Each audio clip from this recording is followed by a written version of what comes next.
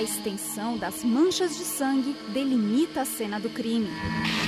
Um palco de horror que deve ser preservado para a ação do perito. Um policial civil especializado em encontrar vestígios que podem se transformar em provas. A partir do momento que esse vestígio tem relação direta com o fato, ele é transformado em indício. É uma prova indiciária. É a comprovação de que aquele sinal, aquela pista, aquela marca tem relação com o fato. Trabalho minucioso que nem a chuva pode interromper. A condição em que o corpo foi encontrado também faz parte do laudo técnico que vai dar início a uma investigação judicial. Caminho com um único destino para as vítimas da violência, o Instituto Médico Legal. Nas pessoas mortas pode-se colher sangue para verificar se elas estavam embriagadas ou se tinham feito uso de medicamento ou uso de drogas ilícitas. Pode-se colher vísceras para poder verificar se tinha algum envenenamento, além do projetil que pode ter ficado, a bala do revólver, que pode ter ficado no corpo da pessoa, uma faca que pode ter ficado uma parte no corpo da pessoa. Então isso tudo é material que é colhido para ser examinado. O juiz só forma a sua convicção além das informações baseadas na prova técnica, na prova objetiva. Provas que começam pela identificação da vítima e dos suspeitos de envolvimento no crime. Um trabalho que ainda hoje se apoia numa das ciências criminais mais antigas da humanidade. Usada há 100 anos no Brasil, a papiloscopia é um dos métodos mais eficientes e baratos para identificar uma pessoa viva ou morta. E não só as impressões digitais servem para identificar alguém, mas as impressões existentes na palma da mão e na sola dos pés. Essas impressões são desenhos que são únicos, que não se repetem de indivíduo para indivíduo, nem nos gêmeos idênticos, cujo DNA, se fizer um exame, são iguais. Uma ciência que vem se aprimorando ao longo dos anos. Hoje, existem reagentes químicos que revelam impressões digitais invisíveis a olho nu. O pó magnético ele é um pó finíssimo com uma limalha de ferro e como ele é mais fino, ele adere melhor às superfícies, podendo ser usado em superfície porosa até madeira. Então, quando a palma da mão ou os dedos ou a sola dos pés tocam em alguma superfície, ele vai deixar ali resquícios de suor, de gordura, de glândulas que a gente libera. Então esses pós eles servem para fixar, revelar através de combinação, ou com a gordura, ou com o suor, ou com aminoácido. Técnica diferente da usada para a coleta de impressões digitais em vidro. Nós já revelamos a impressão digital no copo e agora nós vamos decalcar, que é retirar do copo e transportando, passando para essa fita adesiva, para a gente depois analisar esse fragmento. Há menos de um ano, o computador é o principal aliado na identificação de pontos característicos da impressão digital. Criminoso ou vítima podem ser revelados de outras formas quando se trata de crimes sexuais e desaparecimentos. O impacto da metodologia do DNA na criminalística, eu imagino que seja igual ao uso das impressões digitais no meio do século XIX. Mudou completamente o rumo da investigação, mudou a criminalística. Presente no interior das células de todos os seres vivos, as moléculas de DNA carregam informações genéticas herdadas do pai e da mãe. Essas mães que têm filhos que desaparecem e às vezes anos depois são encontradas ossadas e essas ossadas são levadas para o Instituto Médico Legal. Então, o que o IML faz? Encaminha essa pessoa ao Instituto de Criminalística. Aqui nós coletamos o material da mãe para fazer o exame, a determinação do perfil genético, E para se obter as informações genéticas da vítima, as ossadas precisam ser trituradas. Algumas ossadas a gente obtém o DNA com um fragmento, outras obtém com 2 ou 3 fragmentos. Vai depender da qualidade do DNA. Então, algumas ossadas mais antigas a gente usa uma quantidade maior de osso do que umas ossadas mais recentes.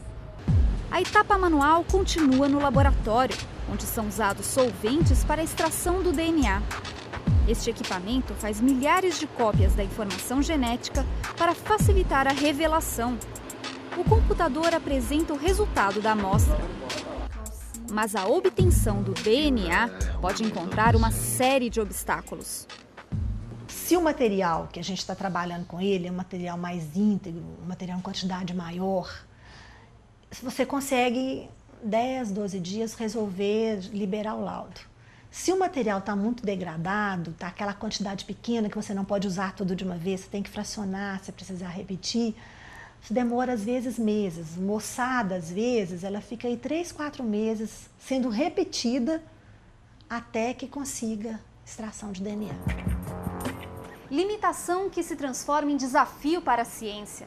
Aumentar a eficácia na identificação de DNA em células humanas bastante degradadas é a motivação desta pesquisadora.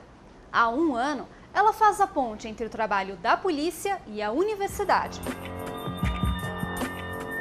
Bióloga e perito criminal há 10 anos, Valéria investigou sequências repetitivas de códigos do DNA chamadas de marcadores. No nosso DNA, nós temos ao longo do nosso genoma sequências repetitivas.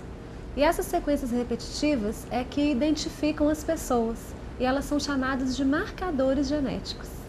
E esses marcadores eles são usados para a identificação humana forense.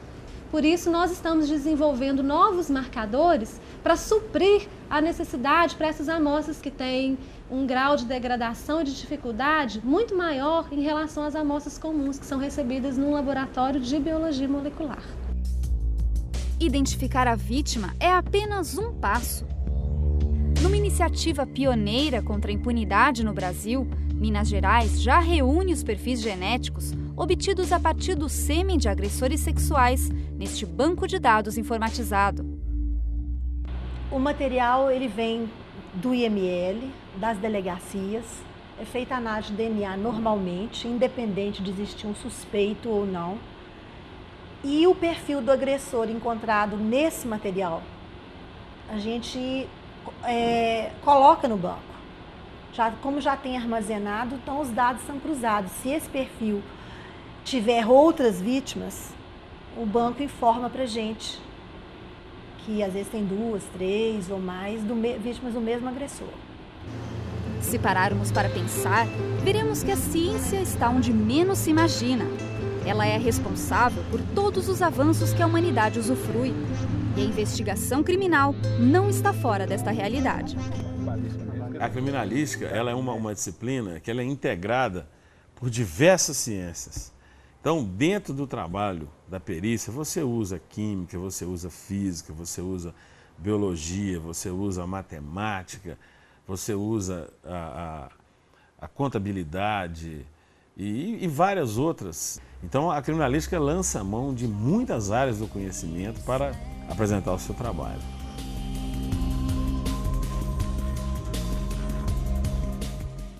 Métodos que garantem rapidez e precisão na identificação de um suspeito. A seguir.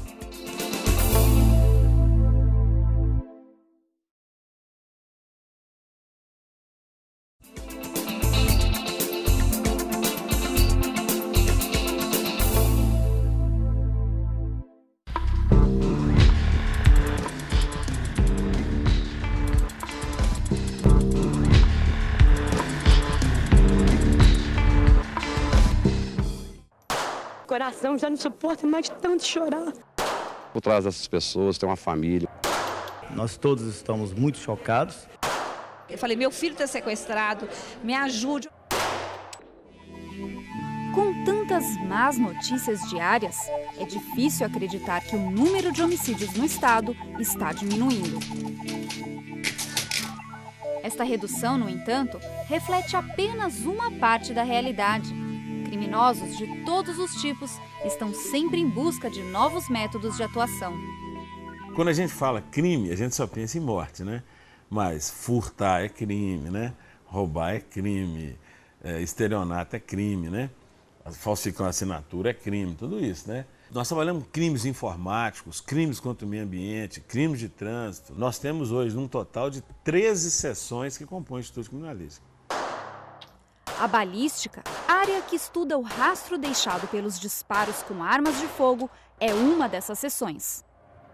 Cada cano tem uma característica única porque ele é produzido por uma ferramenta em um determinado nível de desgaste. Então as pequenas diferenças no metal geram também pequenas diferenças de cada projétil que é disparado por cada arma. Essas pequenas marcas vão ser deixadas no projétil cada vez que esse projétil foi disparado por essa mesma arma. As cápsulas também têm marcas específicas e se transformam em evidências para a investigação. Depois que aquela amostra é coletada no local de crime ou no corpo, nós já trouxemos para cá, fizemos a higienização e inserimos no scanner, a imagem dela é colocada na tela. Então nós podemos buscar essa amostra na base de dados e encontrar amostras semelhantes. Aqui nós temos o resultado de uma amostra semelhante encontrada. Essa linha divide as duas amostras. Aqui eu tenho a amostra que eu obtive no local de crime e essa aqui é a amostra que já estava inserida no banco de dados. Então eu consigo fazer a comparação das duas e os detalhes que a gente observa são os pontos de coincidência entre as duas. Mais em termos de Belo Horizonte e Grande BH. Nós temos muitos crimes, mas não são muitos os criminosos. Existem os chamados justiceiros, né? Então, através desse equipamento, nós temos condições de identificar crimes praticados pela mesma arma, coisa que antes nós não tínhamos condições.